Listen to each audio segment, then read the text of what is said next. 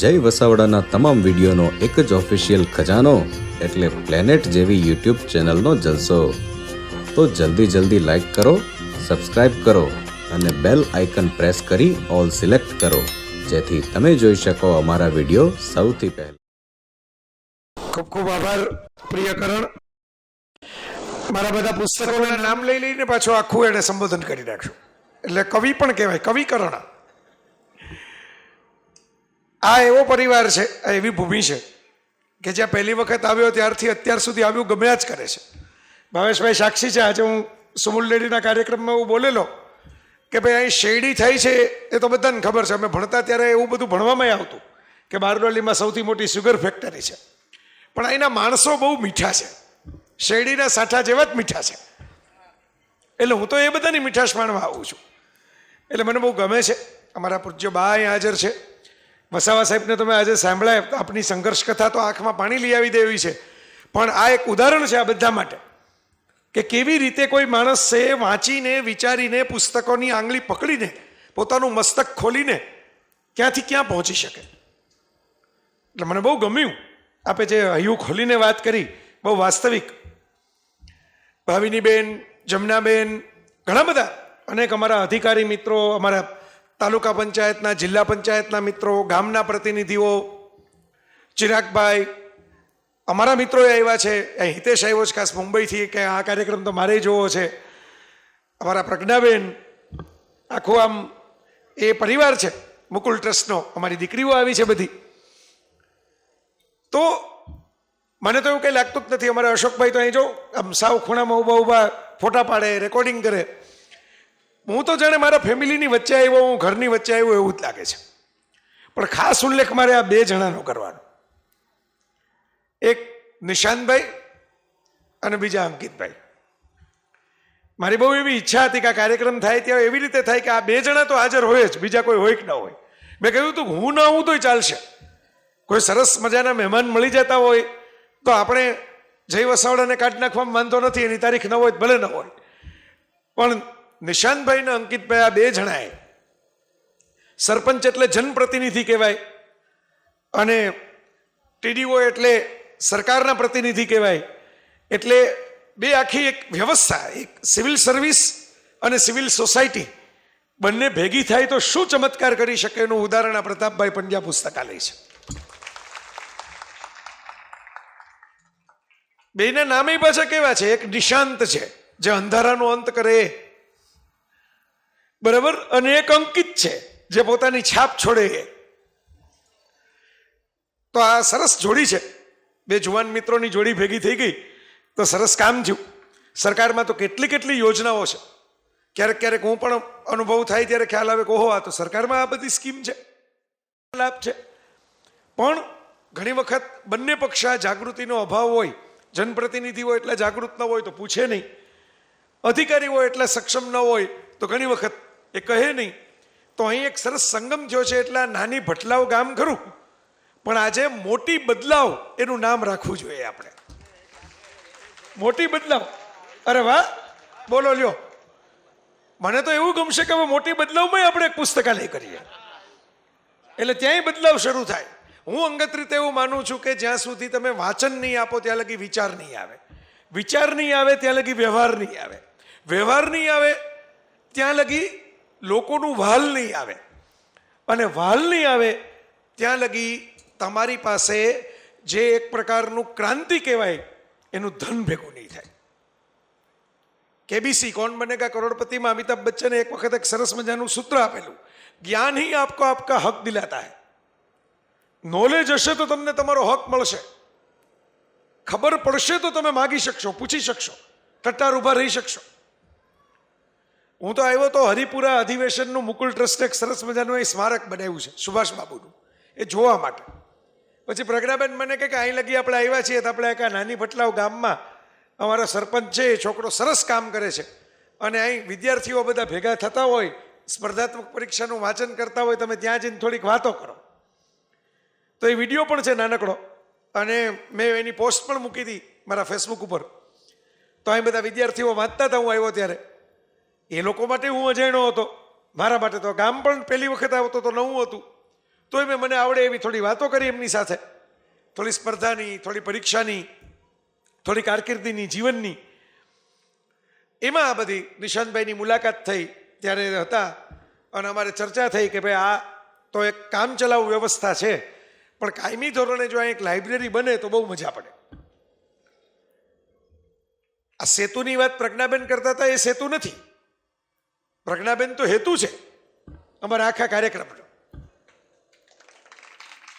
પ્રજ્ઞાબેન જો વચ્ચે ન હોય તો મને આ દગામ જ જોવા ન મળે, તો મને આ બધા મિત્રોના પરિચય જ ન થાય, તો મને ખબર જ ન પડત કે શું જોઈએ છે ને શું નહીં. એટલે જ્યાં પ્રજ્ઞા હોય ત્યાં પુસ્તક તો હોય જ. પ્રજ્ઞા એટલે જ્ઞાન, બુદ્ધિ. જ્યાં પ્રજ્ઞા હોય ત્યાં પુસ્તક તો આવવાનું. એટલે એમના ભરોસે મેં તરત એમને કહ્યું કે ભાઈ મને યાદ છે કે અમારા મનીષાબેન જે અમેરિકાની અંદર છે આઈટી સેક્ટરમાં બહુ મોટા પદ ઉપર, ખૂબ બધું ત્યાં કામ કરે છે, ખૂબ દાન પણ આપે છે. આમ તો એમના માતૃશ્રીને બોલાવવાનો વિચાર હતો રમાબેનને, પણ એમની તબિયત થોડી નાદુરસ્ત, એ વડોદરા જ હતા, પણ પછી ત્યાંથી એ પણ હમણાં અમેરિકા ગયા. બાકી રમાબેન આવ્યા હોત તો આપણે વધારે સરસ મજાની પ્રતાપભાઈની વાતો કહેત. અમે એમ તો શિક્ષણ મંત્રીને પણ સંપર્ક કરેલો, પ્રફુલભાઈ પાનસેરિયા આપણા આ જ વિસ્તારના છે, એમણે હા પણ પાડી. અમારા કાર્ડ પણ તૈયાર થયા, પણ એ વખતે આપણું સરકારી તંત્રમાંથી અમુક પ્રતિનિધિઓ હાજર ન રહી શકે એવી સંજોગો ઊભા થયા અને અમે એવો નિર્ણય લીધો કે ભાઈ આમાં વતન પ્રેમ યોજના છે, 60% જેમ મનીષાબેને આપ્યા તો 40% તો સરકારી તંત્રના પણ છે, તો તંત્ર જ હાજર ન રહે તો એ તો આપણે યોગ્ય ન લાગે. આપણે એવી કોઈ તારીખ નક્કી કરીએ અને આ બીજી તારીખ ગાંધી જયંતિની અચાનક મગજમાં આવી. મેં પણ હા પાડી કે હું આવીશ, એ બાને મારે ગાંધી જયંતિ એ બાના દર્શન થશે, એટલે અમે જાણે બાપુના ખોળામાં બેસીને રમતા હશું એવું અનુભૂતિ કરશું સવારમાં આવીને. તો મેં તરત હા પાડી. યોગાનું યોગે સ્વાભાવિકપણે આ તારીખ જ એવી છે કે ગાંધી જયંતિના કાર્યક્રમોમાં શિક્ષણ મંત્રી એટલા વ્યસ્ત હોય જ કંઈ પહોંચી ન શકે. એમને પણ મને શુભેચ્છાઓ પાઠવી છે અંગત રીતે. પ્રફુલભાઈ બહુ સરસ માણસ છે, આપણા સુરતના જ છે, જેન્યુઇન માણસ છે, અંગત રીતે રસ લે એવા માણસ છે દરેક વાતમાં. તો એમણે હૃદયપૂર્વકની શુભકામનાઓ પાઠવી છે. કહ્યું પણ છે કે ભવિષ્યમાં હવે મોકો મળશે અને કંઈક નવો પ્રોજેક્ટ થાય એટલે મેં કીધું કે હા આપણે તો એવું ઈચ્છીએ ને કે આપણે એક જ લાઇબ્રેરીથી થોડું પૂરું કરી નાખવાનું છે. આ એક વિસ્તારમાં ઘણી જરૂર છે ને ગાંધીજી તો એવું કહેતા કે અજવાળામાં તમે મીણબત્તી પ્રગટાવો તો કોઈ નથી જોવાનું, પણ અંધારામાં દીવડો કરશો તો અજવાળું થવાનું છે. તો હું તો જાહેરમાં તમને કહું જ છું કે જ્યાં જ્યાં મને મારી જરૂર પડે, એક વક્તા તરીકે પડે તો એમ આવી જઈશ, લેખક તરીકે પડે તો પુસ્તકો મોકલી દઈશ, અને એ સિવાય તમારે કોઈના સંપર્ક સેતુ બનવાની જરૂર પડે, આ સેતુ પ્રજ્ઞાબેન વાત કરે છે ને સેતુ, તો તોડવાનું કામ કરવાવાળા સમાજમાં ઘણા છે, જોડવાનું કામ કરવાવાળા ઓછા છે. તો મને જોડવાનું કામ કરવું ગમે છે, ભેગા કરવાનું કામ કરવું ગમે છે. બે સારા માણસો ભેગા થતા હોય આપણા નિમિત્તે તો મને બહુ ગમે. પ્રિય મોરારી બાપુ પાસેથી આ જ શીખ્યા છીએ. બાપુ આ જ કામ કરે છે વર્ષોથી, લોકોને જોડવાનું. ખાના હોય તો ખાના દૂર કરવાના, ભેદ હોય તો ભેદ દૂર કરવાના, ભીત હોય તો ભીત ભાંગવાની, અને ભાવ છે એ સત્ય પ્રેમ કરુણાનો બધાની અંદર વેવડાવી બધાને ભેગા કરવાનું. આ જ ગાંધી બાપુ પણ વિચારતા. ગાંધીજીના જીવનમાં જે મહાત્માપણું આવ્યું એ પુસ્તકો થકી આવ્યું. ટોલ્સ્ટોયનું પુસ્તક વાંચ્યું, રસ્કિનનું પુસ્તક વાંચ્યું, ધીમે ધીમે ધીમે શ્રીમદ રાજચંદ્રને વાંચ્યા, કોઈકની સાથે પત્ર વ્યવહાર કર્યો, કોઈકને મળવા ગયા, થોરોનું પુસ્તક વાંચ્યું, જે આ કાર્ટની અંદર આપણે જેમનું કોટ પણ મૂક્યું છે. અંદર પુસ્તકાલયની મેં મુલાકાત લીધી, એમાં સરસ સરસ વાક્યો મટેલા છે પુસ્તકોને લગતા, વાંચનને લગતા. જેમ જેમ ગાંધી કંઈક ને કંઈક વાંચતા ગયા એમ એનો અમલ કરવાની કોશિશ કરતા ગયા. વાંચે તો ઘણા, પણ પાછા જલ કમલવત હોય. કમળના પાંદડા ઉપર પાણી પડે ને એ પાછું વહી જાય, પાંદડાને ભીનું ન કરી શકે. પણ માટીમાં પાણી પડે ને તો લીલું ઘાસ ઉગે. ગાંધીમાં માટી હતી એટલે વિચારોનું ઘાસ ઉગતું ગયું, ધીરે ધીરે વન થતું ગયું ઘાસમાંથી, અને એ વનમાંથી આપણને આ પોષણ મળ્યું, આ રસકસ મળ્યા. હમણાં પંકજ ત્રિપાઠી નામના એક એક્ટર છે, મિર્ઝાપુર સિરિયલના કાલીન ભૈયા તરીકે બહુ જાણીતા થઈ ગયા, અને બહુ સારા માણસ પણ છે, હું એમને મળ્યો છું. સરસ હિન્દી ભાષી, એમના પિતાશ્રી બિહારના મૂળ, એમણે પણ વાંચન કરતા કરતા આ દીકરાની કરિયર બની ગઈ. એ પંકજ ત્રિપાઠી એમના એક ઇન્ટરવ્યુમાં બહુ સરસ મજાની વાત કરી. એણે એમ કહ્યું કે બીયું હોય ને, બીયું, બીજ, એને હંમેશા આપણે ક્યાંય પણ જગ્યાએ કંઈ ઉગાડવું હોય, કોઈ વૃક્ષ ઉગાડવું હોય, ઘઉં ઉગાડવા હોય, ચોખા ઉગાડવા હોય, કોઈ પણનું બીજ હોય એને માટીમાં તમારે ઊંડે નાખવું પડે. હથેળીમાં બીજ રાખવાથી કાંઈ ઉગતું નથી, થાળીમાં બીજ રાખવાથી કાંઈ ઉગતું નથી, માટીની ઉપર એમને છાંટી દેવાથી એ ઉગતું નથી, એને જરા ઊંડું નાખવું પડે, નહીતર તો પક્ષીઓ ચણી જાય દાણા. પણ મકરંદભાઈ તો કવિતા લખી ગયા છે, વેરિયા તા બીજ મેં તો છૂટા હાથે, પછી વાદળ જાળે અને વસુંધરા, પવનમાં ઉડી જાય બીજ, કબૂતર ચણી જાય.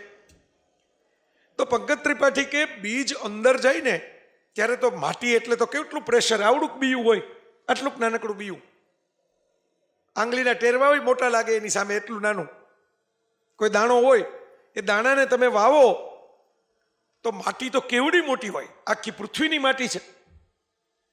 એટલે એની ઉપર દબાણ આવે, પણ દબાણ આવે ને એની ઉપર પછી જ કોટો ફૂટે, અને એકવાર કોટો ફૂટે પછી જ એમાંથી ધીમે ધીમે ધીમે ધીમે એ માટીનો જ રસકસ લઈને બહાર આવે, પછી છોડ બને, એમાં ફૂલો આવે, ફળ આવે, છાંયડો આવે, વિરાટ થાય. તો જ્યારે મારા અહીં સ્પર્ધાત્મક પરીક્ષામાં ભાગ લેનારા, સફળ થનારા અને પ્રયત્નો કરનારા ઘણા દીકરા દીકરીઓ અહીં હાજર છે. બહુ ભાવથી મને પગે લાગતા હતા. હું તો એવું કહું કે હવેની જનરેશને પગ ખેંચવાની જરૂર છે, પગે લાગવાની જરૂર નથી, એ યુગ પૂરા થઈ ગયા. હવે જે કામ ન કરે એના પગ ખેંચો, જે સાચું ન બોલે એના પગ ખેંચો, બરાબર? તો હું તો કહું છું, આવું લખેલું છે, મેં બોલેલું છું, જો અત્યારે બોલ્યો. તો દબાણ આવે, તમે બધા પ્રેશર અનુભવો, પરીક્ષા આવે, એક્ઝામ આવે તો બધાને આમ આવડતું હોય ને તો બીક લાગે, પરસેવો છૂટી જાય, પ્રેશર, દબાણ. પણ દબાણને કારણે જ બીજમાંથી વૃક્ષ થાય છે. જો માટીનું દબાણ ન હોય તો મેં કીધું એમ હથેળીમાં રાખવાથી, સુપડામાં રાખવાથી, થાળીમાં રાખવાથી કોઈ દિવસ વૃક્ષ ઉગતા નથી. તમે જીવનમાં જેટલી કિંમતી વસ્તુઓ જોશો ને, હીરો, મોતી, સોનું, ચાંદી, આ એકેય વસ્તુ સહેલાઈથી મળતી નથી, એટલે જ કિંમતી છે. સહેલાઈથી રેતી મળે, રેતીની કિંમત નથી. સહેલાઈથી માટી મળે, માટીની કિંમત નથી. જે સહેલાઈથી મળે છે એનું મૂલ્ય પણ સસ્તું છે. જે થોડીક કઠિનાઈથી મળે છે, થોડીક તપસ્યાથી મળે છે, થોડીક મુશ્કેલીથી મળે છે, જેને ખોજવું પડે છે, શોધવું પડે છે, જેના સુધી પહોંચવું પડે છે ને, એના જ મૂલ્ય મોટા છે. મરજીવાએ ડૂબકી મારવી પડે, કેટલી છીપો જોવે ત્યારે એક છીપમાંથી મોતી મળે.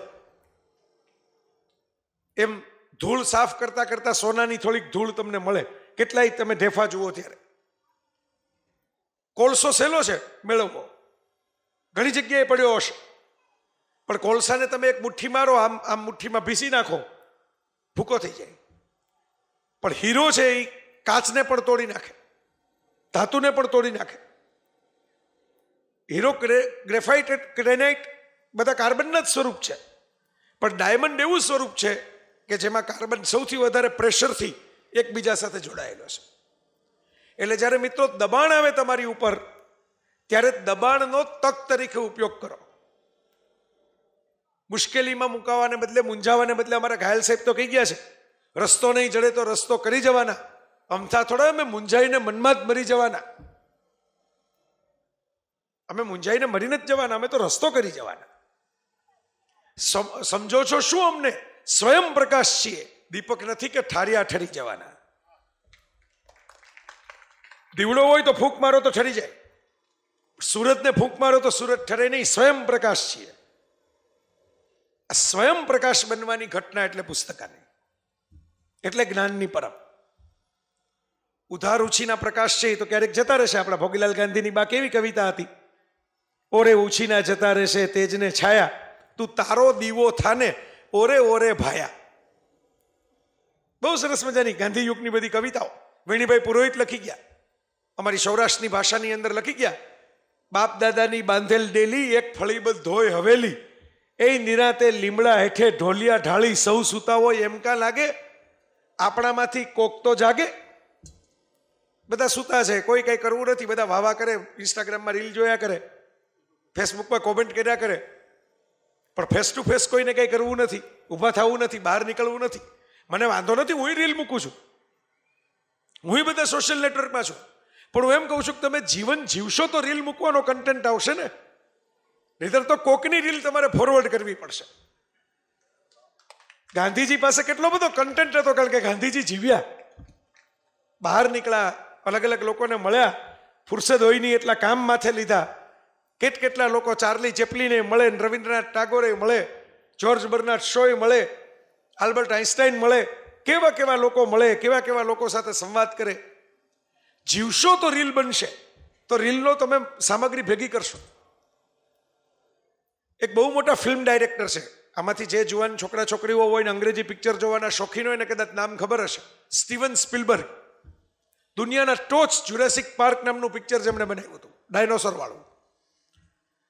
તો એ સ્પિલબર્ગ બહુ મોટા ડિરેક્ટર ગણાય પિક્ચરના, એ ભારત આવેલા અને અમિતાભ બચ્ચને એનો ઇન્ટરવ્યૂ કરેલો. એ તો પિક્ચર જ બનાવે છે સ્ટીવન સ્પિલબર્ગ, તો અમિતાભ એક્ટર છે.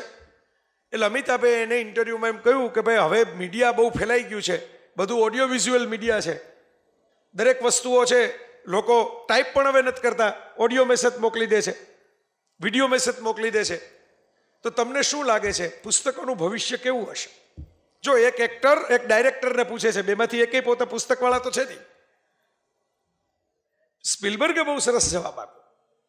એમણે એવો જવાબ આપ્યો કે if it is not on page it will be not on stage.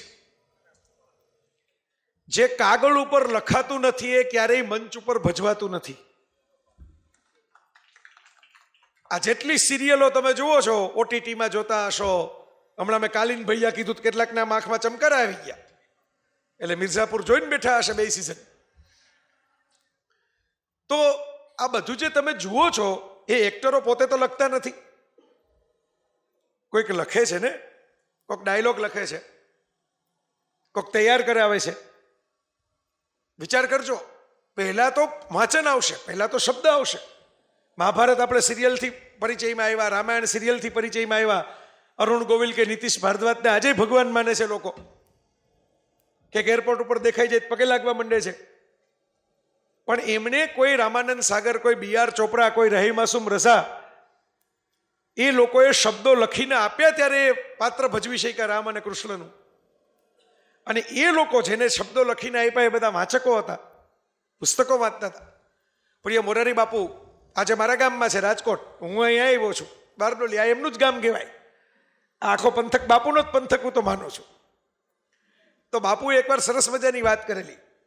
એક પુસ્તક વિમોચનમાં જ ગયા હતા બાપુ. અનિલ ચાવડા, કવિ અનિલ ચાવડા, બહુ સારો કવિ, હવે અમેરિકા જતો રહ્યો, સરસ લખે છે અને મજૂરી કામ કરનારો માણસ. અનિલની તમે કથા સાંભળો ને તમારી આંખમાં આંસુ આવી જાય. છાણા થાપવા માટે જવાનું, ગમાણમાં સૂઈ રહેવાનું. કોઈ આજે અમેરિકા છે, હું બોલું છું, લોકોને એમ થાય કે ઓહો અમેરિકા જતો રહ્યો, અમેરિકા પહોંચી ગયો. પણ અનિલને તમે એમ કે 3 દિવસ લગી માં બીજાના ઘરના કામ કરતી હોય, નાના ગામમાં મોટા થાય, સમાજની રીતે પણ પાછળ ગણાય એવું પરિવાર, નાના છોકરાઓ કેમ મોટા કરવા, કેમ ખાવાનું આપવું એના પ્રશ્નો.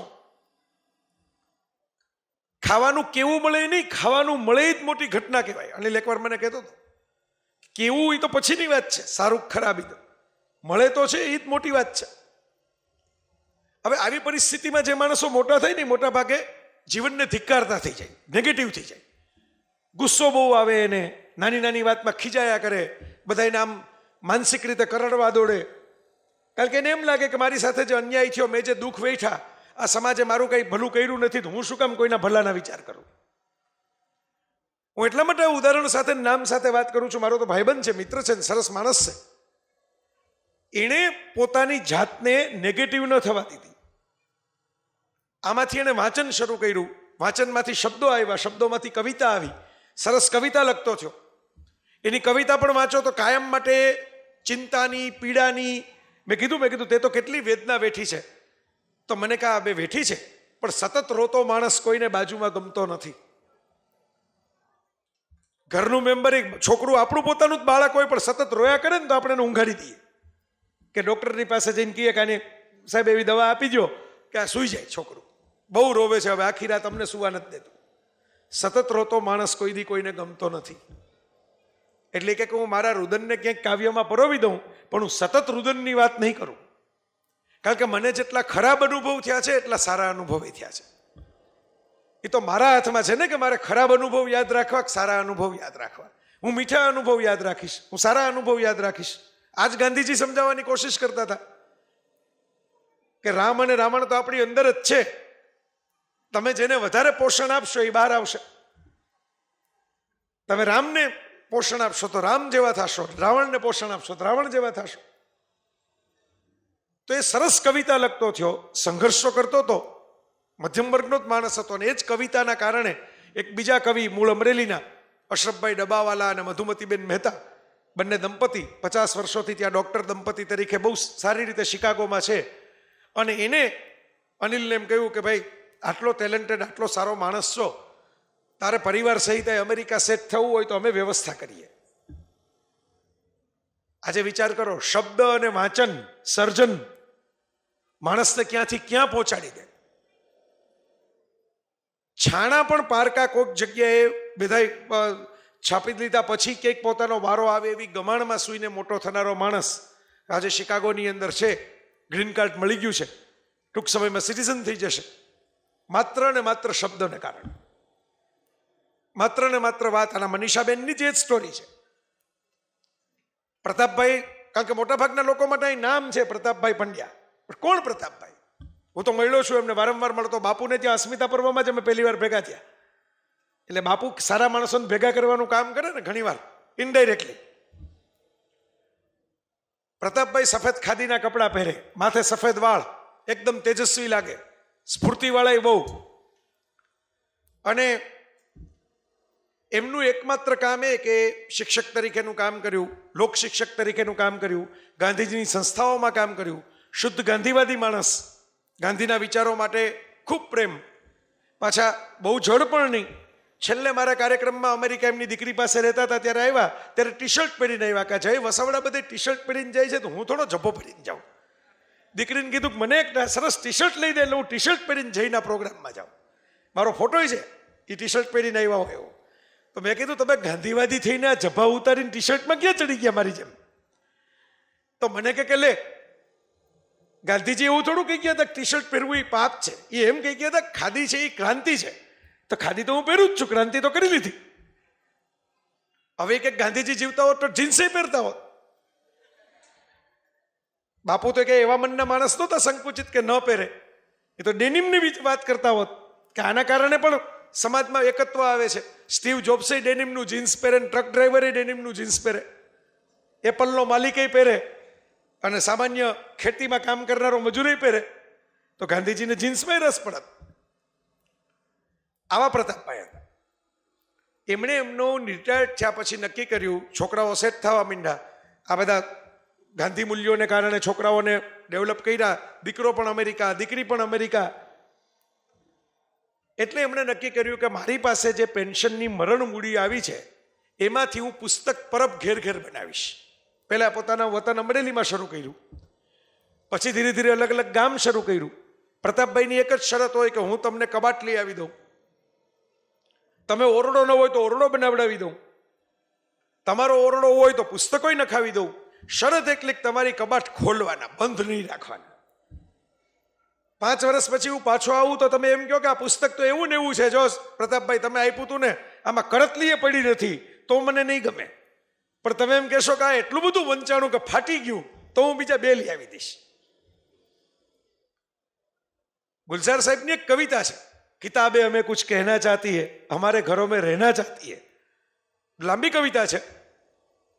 હવે આ મોબાઈલના યુગમાં કે ગુલઝાર સાહેબ એવી કલ્પના કરે છે કે આ કબાટમાં પડેલા પુસ્તકો છે ને આમ ભૂખી આંખે આપણી સામે જોતા હશે કે આ મોબાઈલ મૂકીને હમણાં મારી પાસે આવશે, હમણાં મને હાથ પકડશે, હમણાં મને હાથમાં લેશે, હમણાં મારા પાના ફેરવશે. દરેક પુસ્તકમાં કોઈક ને કોઈક લેખકની પોતાની કંઈક યાત્રા હોય છે, કહાની હોય છે, ફિક્શન હોય કે નોન ફિક્શન હોય. સામ પિત્રોડા મને મળેલા, આપણા બહુ મોટા ટેકનોક્રેટ, એક સમય રાજીવ ગાંધી સાથે મળીને જેમણે STD-PCOની ક્રાંતિ ભારતમાં કરી, પહેલી ટેલિકોમ્યુનિકેશન ક્રાંતિ. તો એમણે મને પોતાની આત્મકથા ભેટ આપી ઓટોગ્રાફ કરીને. એટલે મેં એમને વિવેકથી કીધું, મેં કીધું સાહેબ આ તો મોટી બુક છે, પણ સારું થયું હું પાછી ફ્લાઇટમાં જ્યારે ભારત જતો હોઈશ ત્યારે 12-16 કલાક લગી મને વાંચવા થશે. મને કે વાંચજો, તમને ખબર છે હું તો લેખક નથી, હું તો સાયન્ટિસ્ટ છું, પણ મેં આત્મકથા શું કામ લખી? તો કે મેં કીધું ના, મને ક્યાંથી ખબર હોય? તો મને કે હમણાં મારી એક ગ્રાન્ડ ડોટરનો જન્મ થયો, પૌત્રીનો. એને હું તેડીને ફરતો હતો હોસ્પિટલમાં. એ તો હજી તાજી જન્મેલી હતી, હજી કંઈ એને સમજાય નહીં કોણ છે. અને મને કેન્સર પણ હતું, મને બીજી બધી સર્જરી પણ થયેલી છે, બાયપાસ થયેલી છે, એટલે અનેક રોગોનું ઘર વાળું શરીર છે. ત્યારે મને એમ થયું કે હવે આ છોકરી કદાચ મોટી થાય ત્યારે આપણે આટલી બીમારીઓ વચ્ચે કદાચ જીવતા ન પણ હોય. તો હું દાદો જીવતો હોય તો દાદો પૌત્રીને કોકની ગુજરાતમાં લઈને આવીને એમ કે અમે આ ઘરમાં રહેતા, અમે આવો સંઘર્ષ કરતા, અમારી પાસે પૈસા નહોતા, અમારું ગામડામાં આવું મકાન હતું, અમારી આવી શેરી હતી, આવી ધૂળ હતી. પણ દાદો જીવતો જ નહીં હોય તો કોણ કહેશે આ વાત? કારણ કે છોકરાઓ તો અમેરિકામાં મોટા થયા છે, એને તો અમેરિકાની વતન ગણશે. વતન પ્રેમ આપણી યોજનાનું નામ છે ને, વતન પ્રેમ. તો સામ પિત્રોડા કે મેં એટલા માટે આ આત્મકથા લખી છે કે હું ન હોઉં ત્યારે તમારા જેવા કોઈ વાંચે કે ન વાંચે તો ભગવાનની ઈચ્છા, કોણ વાંચે ને કોણ નહીં. પણ અમારા કુટુંબના છોકરાને તો ખબર પડે કે આપણે અહીં ક્યાંથી ક્યાં પહોંચ્યા, આપણી શરૂઆત કેમ થઈ અને ક્યાંથી ક્યાં યાત્રા આપણે કરી. બધાની કોઈ કોઈ કહાની હોય છે. વસાવા સાહેબ એમની વાત કહેતા હતા, મને યાદ આવી ગયું, અમારી ભેગો એક પ્રવીણ ચૌહાણ નામનો વિદ્યાર્થી પણ હતો. એ પણ સ્પર્ધાત્મક પરીક્ષાની તૈયારી કરતો, સફળ પણ થયો. પછી તો પ્રાઇવેટ કંપનીમાં જતો રહ્યો અને એમાંય સારા પોસ્ટ ઉપર પહોંચ્યો. રસના પાયોમાં ઇન્ડસ્ટ્રીઝની અંદર અધિકારી હતો. તો પ્રવીણ પાસે ઝેરોક્સ, ત્યારે બધા મટીરિયલની ઝેરોક્સ કરાવતા 90ની દાયકામાં. ત્યારે ઝેરોક્સનું કલ્ચર હતું, જે કંઈ વાંચવા જેવું મટીરિયલ હોય એની ઝેરોક્સ કરાવી લેવાય. ઝેરોક્સના પણ આઠાના એની પાસે નહીં. એટલે એ લાઇબ્રેરિયનની પરમિશન લઈને 2 કલાક બેસીને પેલી પસ્તીની નોટ હોય ને, છાપામાં પસ્તીના કાગળ આપે મફતમાં ગરીબ વિદ્યાર્થીઓને, એ પસ્તીની નોટમાં આખું પુસ્તક લખી નાખતો.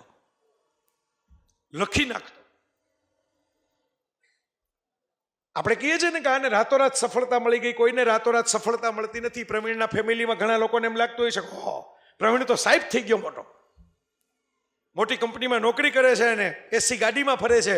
પણ અમે જોયું છે કે 2 કલાક વધારાનો સમય માગી રિક્વેસ્ટ કરી, કારણ કે ઓલા પટાવાળાને નોકરી પૂરી કરીને જવું હોય એટલે પ્રવીણ એમ કે ચાવી હું સાહેબ તમને સાયકલ ઉપર ઘરે આપી જઈશ, પણ મને અહીં બેસવા દો કારણ કે મારે આ પુસ્તક ઉતારવું છે. આવી કહાનીઓ મેં નજરે જોઈ છે. રાતોરાત સફળતા દુનિયાને દેખાય છે, પણ રાતોરાત મળતી સફળતા પાછળ કેટલી રાતોના ઉજાગરા હોય છે,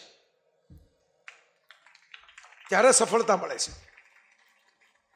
હમણાં શાહરૂખ ખાને એની પોતાની લાઇબ્રેરીનો એક વિડીયો મૂક્યો હતો. શાહરૂખ ખાનના પિક્ચર બધાને જોવા ગમે, હમણાં તો ચાલે છે પઠાણ ને જવાન ને બધા. એની લાઇબ્રેરીનો વિડીયો મૂક્યો હતો. એમાં લાઇબ્રેરી બહુ મોટી લાઇબ્રેરી છે, ખૂબ મોટી, કેમેરામાં સમાય નહીં એવડી મોટી. એની એક જીવનકથા બહાર પડેલી, એનું એને નામ જ રાખેલું steel reading Khan, SRK, steel reading Khan. કે મને વાંચવાનું તો બચપણથી ટેવ છે, અને એક પછી એક પુસ્તકો લઈને બતાવે કે જો આ પુસ્તક મને બહુ ગમ્યું, આ પુસ્તક મને બહુ ગમ્યું. એ વિડીયોની અંદર એણે પોતાના 3 પ્રિય પુસ્તકો, જે જીવનમાં સૌથી વધારે ગમતા 3 પ્રિય પુસ્તકો જે છે, એમાં એક છે પુસ્તક રામાયણ. વાલ્મીકી રામાયણ કાઢીને બતાવ્યું કે મારા અત્યંત પ્રિય પુસ્તક. એટલે એમ કે મેં જ્યારે પહેલું સાયન્સ ફિક્શન બનાવવાની શરૂઆત કરી ત્યારે રામાયણની વાત ઉપરથી રાવણ એ પિક્ચર બનાવેલું. એ સ્ટોરી મૂળ તો રામાયણની સ્ટોરી હતી. જીવન અને રાવણ, જીવન એટલે રામ અને રાવણ એટલે રાવણ. તો આપણે ફિલ્મ સ્ટાર દેખાય છે, પણ ફિલ્મ સ્ટારની પાછળ પણ એક રીડર હોય છે, એક વાચક હોય છે. અમિતાભની તો બધાને ખબર જ છે, એની ભાષાના કારણે તો એનું ઘર ચાલે છે, હજી કેબીસી ચાલે છે, કારણ કે વાંચન છે. તો શાહરૂખ ખાન કહેતો હતો કે ભાઈ 4 વર્ષ લગી બ્રેક લીધો, ત્યારે આ શરીર જે તમે જુઓ છો 6 પેક ને 8 પેક એ તૈયાર થયું. આ 4 મહિનામાં ન થાય, કારણ કે એક્શન રોલ મારે કરવા હતા, તો એક્શન રોલ કરવા માટે એક્શન રોલ જેવું બોડીએ જોઈએ ને. નહીતર જોઈને લોકો એમ કહી દે કે આનાથી કઈ એક માણસે મરે એમ નથી, આ ક્યાં ફડાકા કે મારે દીકડો. સની દેઓલમાં જ જોઈને આપણને એમ થાય કે આ તો ડંકી ઉખાડી નાખે. શાહરૂખ ખાનમાં તો એવું લાગે નહીં. તો એણે કીધું કે મહેનત કરવી પડી શરીર ઉપર. 55 વર્ષે જીમમાં જઈને ટ્રેનિંગ ચાલુ કરી, શરીર બનાવ્યું, તો લોકોને કન્વિન્સિંગ લાગ્યું કે હા હવે બરાબર, હવે આ ફાઇટિંગ કરે. તો શરીરે કસરત કરવા માટે જવું પડે ને જીમમાં. આજે મારા જેવા કોઈક માણસને કહ્યો કે સાહેબ તમારી ફાંદ બહુ વધી ગઈ, થોડાક આંટા મારો, તો હું આજે આંટા મારું તો કાલ ન ઘટી જાય. 3 વર્ષે 4 વર્ષે કંઈક મેળ આવે. તો જેમ શરીરને તમારે કસરત આપો તો સ્નાયુ મજબૂત થાય ને આમ પરફેક્ટ ફિગર લાગે, લોકોને જોવું ગમે, ઇન્સ્ટાગ્રામમાં વિડીયો ઉતારવા ગમે એવું, એમ મનને પણ તમારે મજબૂત કરવું હોય તો એ મગજના સ્નાયુઓને કસરત આપવાનું જિમ્નેશિયમમાં લાઇબ્રેરી છે. એના વગર મગજ મજબૂત નહીં થાય. અને ઘણી વખત એવું હશે કે શરીરવાળા તો છે ને એ નવરાત્રિના દાંડિયા રાસમાં બાર ઉભા પાસ ફાડતા હશે, પણ મગજવાળા છે ને એનું આયોજન કરતા હશે. આલ્બર્ટ આઇન્સ્ટાઈન હોય કે મહાત્મા ગાંધી હોય, કોઈના માથાના વાળ ઓળેલા નથી, અબ્દુલ કલામના ઓળેલા નથી, બધાના ગાંધીજી માથે વાળ જ નથી. આપણે રોજ રૂપિયાના નોટમાં જોઈએ જ છીએ કે વાળ નથી, તો બધાની યાદ જ છે, કારણ કે રૂપિયાના નોટમાં જ મુકાઈ નહીં ને જોવાનું. બાકી ગાંધીજી યાદ હોય કે ન હોય? બરાબર. મને ઘણા લોકો ગાંધીજીની ટીકા કરે, લોકો બરાબર જ છે. તમને ગાંધીજી ન ગમતા હોય તો કાલથી જ તમારે રિઝર્વ બેંક ઓફ ઇન્ડિયાની એક પણ નોટને અડવું નહીં, તાત્કાલિક બહિષ્કાર કરો. તો કે ના ના, એમ નોટ વગર તો કેમ ચાલે? તો મેં કીધું તો ગાંધીએ ગમાડવા પડે, જ્યાં જ બેઠા છે. સરકારો ફરી ગઈ, નોટો ફરી ગઈ, નોટબંધી પછી નવી નોટની સિરીઝ આવી ગઈ, તો એ ગાંધીજી હટ્યા નથી. મોદી સાહેબ તો હમણાં G20ના જેટલા નેતા એવા હતા એ બધાને લઈને રાજઘાટ ઉપર લઈ ગયા. ત્યાં નરસિંહ મહેતાનું ભજન ગવડાવ્યું, વૈષ્ણવજન તો તેને રે કહીએ. તો બધા વિશ્વના ટોચના પાવરફુલમાં પાવરફુલ 20 દેશોના નેતાએ ગાંધીજીને યાદ કરીને ભજન ગાયું. વિડીયો છે, ફોટો છે. કારણ કે ગુજરાતી તરીકે તો નરેન્દ્રભાઈને જરાક એમ થાય કે આપણે ગાંધીજીનું મહત્વ તો વધારીએ. એટલે ડોનાલ્ડ ટ્રમ્પને તાજમહલ જોવા જાવ તો એને પહેલા અહીં લઈ આવ્યા કે પહેલા આશ્રમમાં ચરખો કાતી લ્યો પછી તાજમહલ લઈ જાય. ફોટો છે, એનો વિડીયો છે. આખો પ્રોગ્રામ ફેરવીને અમદાવાદથી વાયા આગ્રા કર્યો, નહીંતર દિલ્હીથી આગ્રા નજીક થાય. તો ગાંધી એમ જવાના નથી.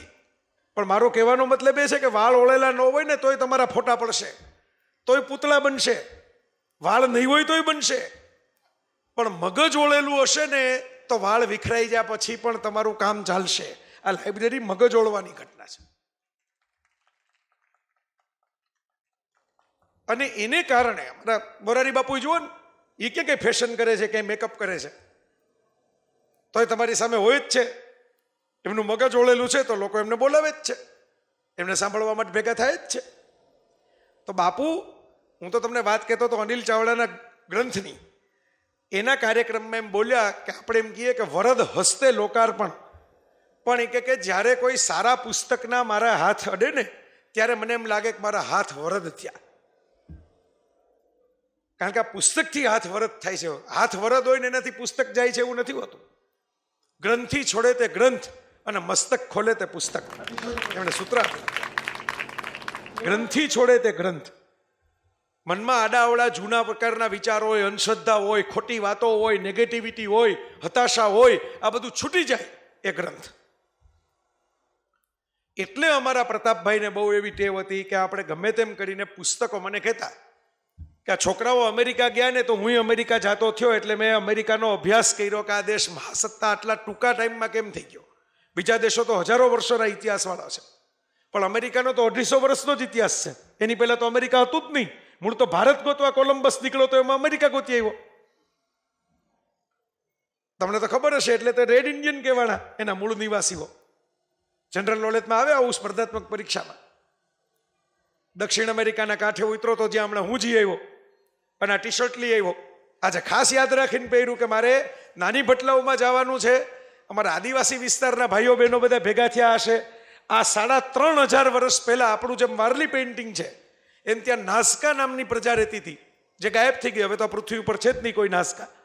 એ નાસ્કા આદિવાસીઓએ 45 ફૂટ, 60 ફૂટ, 80 ફૂટ એવડા મોટા મોટા ચિત્રો પથ્થર ઉપર બનાવ્યા, જે વિમાન સિવાય તમે ઉડીને જોઈ જ ન શકો. આ એ ચિત્રો છે, આ ટી શર્ટ ઉપર છે. કેવા આદિવાસીઓ હશે તમે કલ્પના તો કરો. કેવડા મોટા સ્કેલ ઉપર પેઇન્ટિંગ પથ્થર ઉપર કરવું એ જમાનામાં. ત્યારે થોડી કોઈ ટેકનોલોજી હતી, અને ત્યારે ક્યાં વિમાનમાં બેસીને ચેક થતું હતું કે વાંદરો બનાવ્યો સરખો થયો કે નહીં. તોય બનાવ્યા, પક્ષીઓ બનાવ્યા, પશુઓ બનાવ્યા, માછલી બનાવી. હવે જોવા જવું હોય તો ત્યાં ફ્લાઇટ જાય છે, ઉપર પ્લેનમાં બેસવાનું, નાનકડું પ્લેન હોય. હું ગયો તો એમાં અને ચિત્રો જોવાના, તો મને વિચાર આવ્યો કે 3,500 વર્ષ પહેલા એ જંગલમાં રહેતી કહેવાતી આદિવાસી પ્રજાએ કેવડું મોટું વિઝન જોયું હશે કે આપણે નાના ચિત્રો નથી બનાવવા, આપણે એવડા મોટા ચિત્રો બનાવવા કે કોક દી આપણું અસ્તિત્વ હોય કે ન હોય, કોક જય વસાવડા અહીંથી ગુજરાતમાંથી આવે ને તો ટી શર્ટ લઈને જાય, એના સુધી અસર પહોંચવી જોઈએ. 3,500 વર્ષ પછી એવડા સ્કેલ ઉપર કામ કર્યું. તો પ્રતાપભાઈ અમેરિકામાં જોયું, મને કહેતા હતા, હસમુખા માણસ હતા, હસતા હસતા વાત કરે, જુવાનિયાઓને બહુ પ્રેમ કરે, ખોટા જજમેન્ટ આપે નહીં. મને કહેતા કોઈને ડુ ડોન્ટ્સ કાંઈ ગમતું નથી, એટલે એવી ટકટક આપણે કરવાની જ નહીં. તો અમેરિકામાં એમણે જોયું કે અમેરિકાનો વિકાસ એટલા માટે થયો છે કે ત્યાં એન્ડ્રુ કાર્નેગી ને રોકફેલર નામના 2 ઉદ્યોગપતિઓએ હરીફાઈ કરી પુસ્તકાલયો બનાવવાની, રિસર્ચ સેન્ટર બનાવવાની. એમાંથી ટેલેન્ટ અને ક્રીમ ડેવલપ થયું, આખી દુનિયાનું ટેલેન્ટ ત્યાં ઠલવાવા લાગ્યું. અને આ બહાર જે આપણને દેખાય છે ને તો ખર્ચો કરવા વાળું અમેરિકા છે, બધું જાગ જમાળ ને પોપ મ્યુઝિક ને જલસા પાર્ટી ને બધું દેખાય છે. પણ જે અમેરિકા આવક ઊભી કરે છે ને એ બ્રેઇન છે, યુનિવર્સિટી છે, લાઇબ્રેરી છે. દુનિયાની સૌથી મોટી લાઇબ્રેરીઓ ત્યાં આવેલી છે, ન્યુયોર્કમાં, વોશિંગ્ટનમાં. આપણી ગુજરાતી ભાષા, આપણી સંસ્કૃત ભાષાના ગ્રંથો ત્યાં સચવાયેલા છે. વોશિંગ્ટનની લાઇબ્રેરી ઓફ કોંગ્રેસ, જે વિશ્વની સૌથી મોટી લાઇબ્રેરી ગણાય છે, ત્યાં સુરેશ દલાલના અવાજમાં એ લોકોએ ગુજરાતીની ટેક્સ્ટ સાચવી છે અને કાલિદાસનું મેઘદૂત સાચવ્યું છે અને ટાઈમ કેપ્સ્યુલમાં પેક કરીને રાખ્યું છે. એટલે કાલ ઉઠીને પૃથ્વીમાં અણુ ધડાકો થાય અને આખો પૃથ્વીનો ગ્રહ નાશ થઈ જાય તો એ જે બોક્સ છે એનો નાશ ન થાય, એની બ્રહ્માંડમાં એમને ઊભું રહે. અને કોકના હાથમાં આવે તેને ગુજરાતી ભાષાએ સાંભળવા મળે ને સંસ્કૃતે સાંભળવા મળે. આ પ્રતાપભાઈનું વિઝન હતું.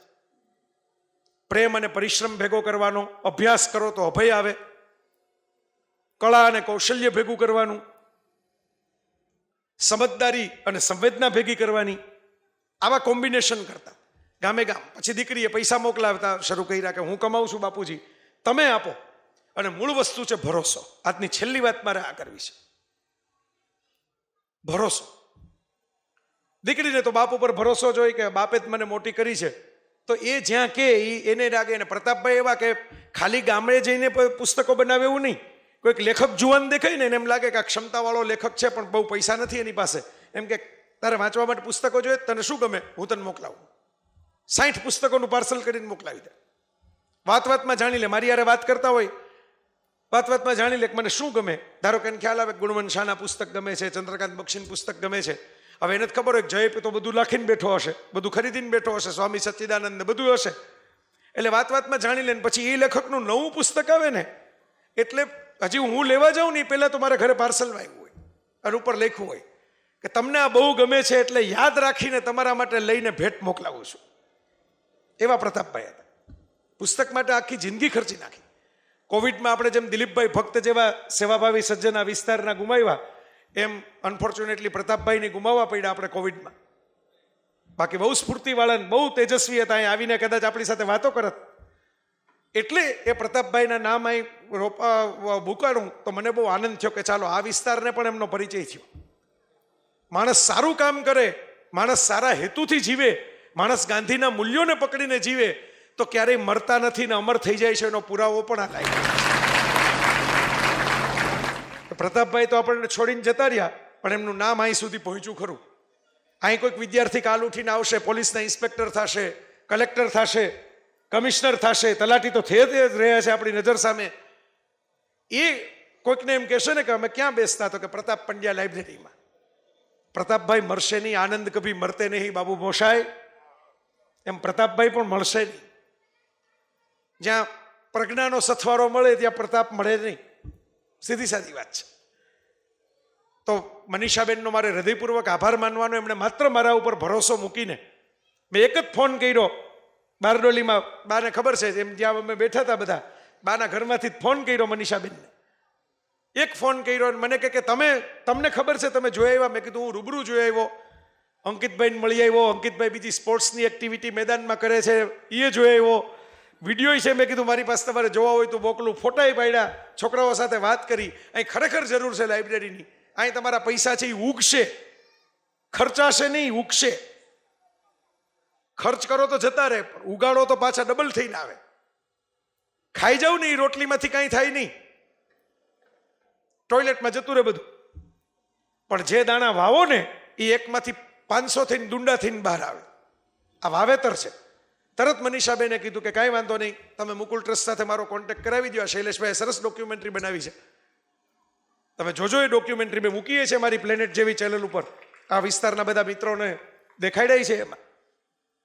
અને મનીષાબેને, હજી મનીષાબેન તો ભારત આવ્યા જ નથી. એના પછી 2 વખત વિચાર કર્યો, પણ એમની તબિયતના પ્રશ્નો હતા, એ નથી આવ્યા. પણ એમણે ભરોસાથી મોકલી દીધું. અમારા નિશાંતભાઈએ તરત કામ શરૂ કરાવી દીધું. અને તમે વિચાર કરો કે કેટલી ઝડપે, ફટાફટ સરસ મજાનું આવું બિલ્ડિંગ તૈયાર થઈને આપણી સામે ઊભું છે. એકચ્યુઅલ કામ થઈ શકે એવું, અંદર જઈ શકો એવું. એવું નહીં કે ખાલી આપણે લોકાર્પણ કરી દીધું, એક જગ્યાએ શિલાન્યાસ કરી દીધો, હવે ભવિષ્યમાં થશે ત્યારે જય વસાવડાને બોલાવશું. આ તો તૈયાર કરીને જ મને બોલાવી લીધો. તો આ એમનો ભરોસો પણ હતો. મેં તો કાંઈ જ નથી કર્યું. આંગળી ચીંધવાનું પુણ્ય એવું છે આપણે ત્યાં ગુજરાતીમાં. એમ આંગળી ચીંધવાનું પુણ્ય કર્યું કે અહીંથી આંગળી ત્યાં ચીંધી, ત્યાંથી આંગળી અહીં ચીંધી, 2 આંગળી સામસામી ચીંધી. તો મને રમેશ પારેખની કવિતા યાદ આવે, જ્યાંથી હું સમાપન કરવા માંગુ છું. એમણે એક કવિતા લખી છે, બોમ્બ કોઈ ફૂટ્યો અને પુલ કોઈ તૂટ્યો. બોમ્બ ફૂટ્યો અને પુલ તૂટ્યો. પુલનું સમારકામ કરી શકો ક્યાંથી? આ પુલ તો તૂટી ગયો, હવે શું?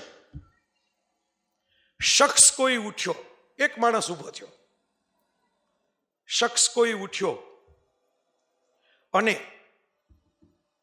એણે ઊભા થઈને શું કર્યું? વાત તમે શરૂ કરી શકો જ્યાંથી, પુલ નવો બનાવી શકશો ત્યાંથી. બાકીના બધા ફોટા પાડતા હતા કેમ તૂટ્યું એના, અને દુઃખી થઈને ચીસાચીસ કરતા હતા.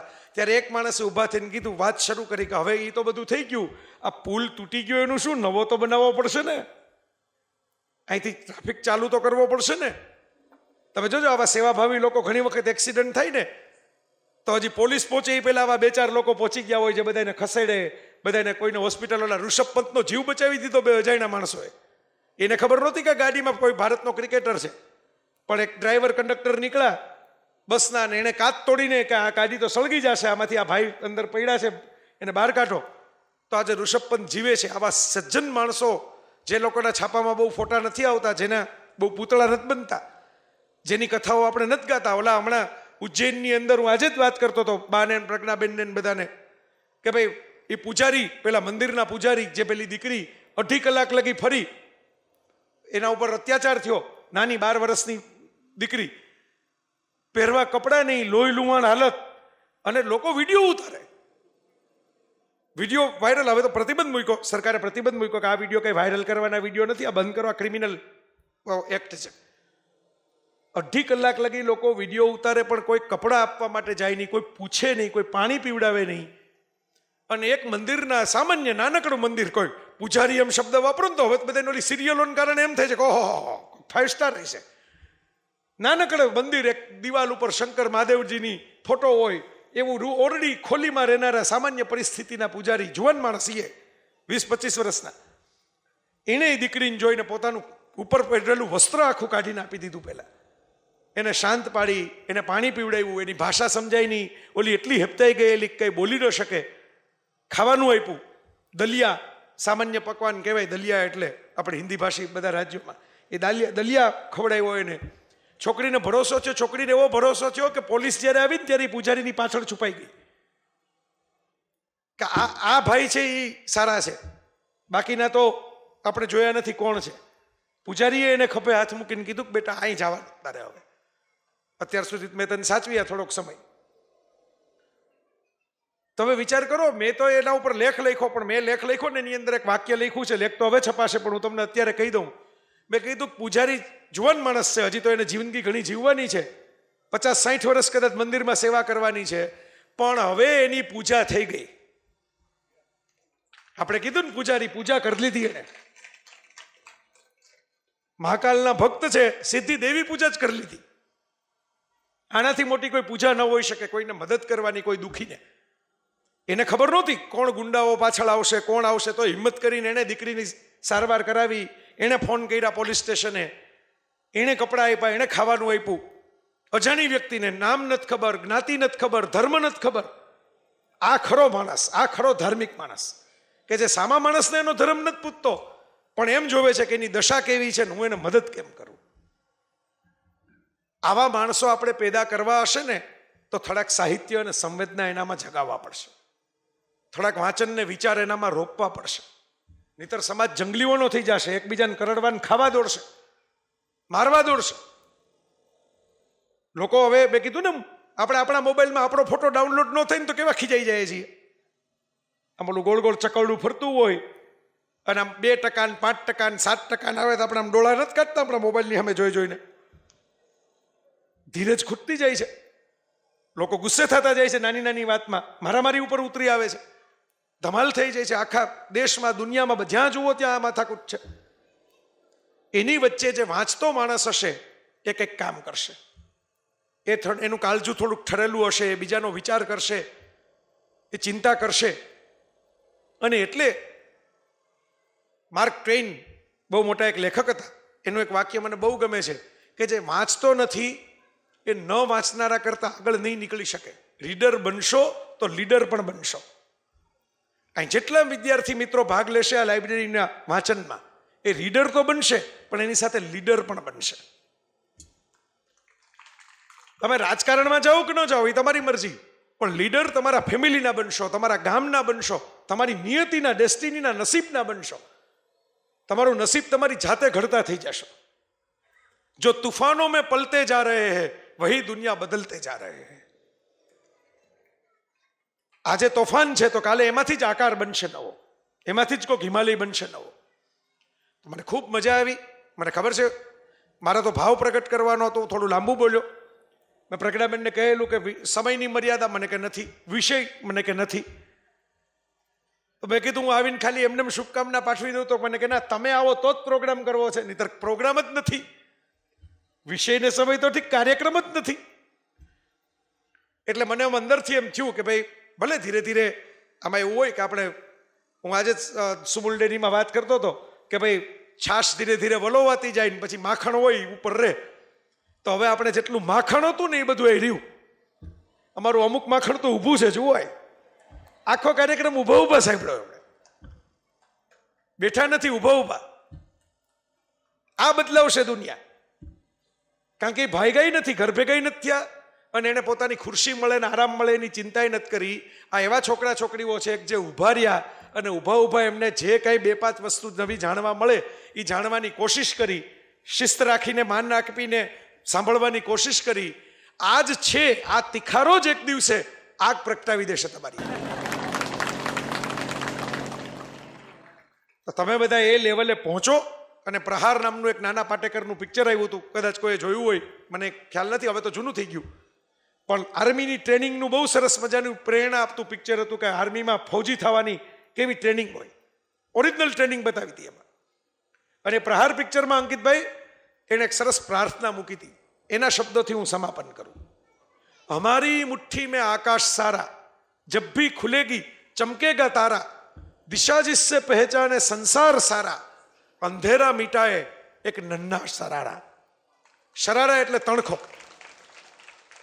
અંધારું ભલે આખા ઓરડા જેટલું હોય કરણ, પણ એક નાનકડી દિવાસળી તમે પ્રગટાવો ને તો આખા ઓરડામાં અજવાળું થાય.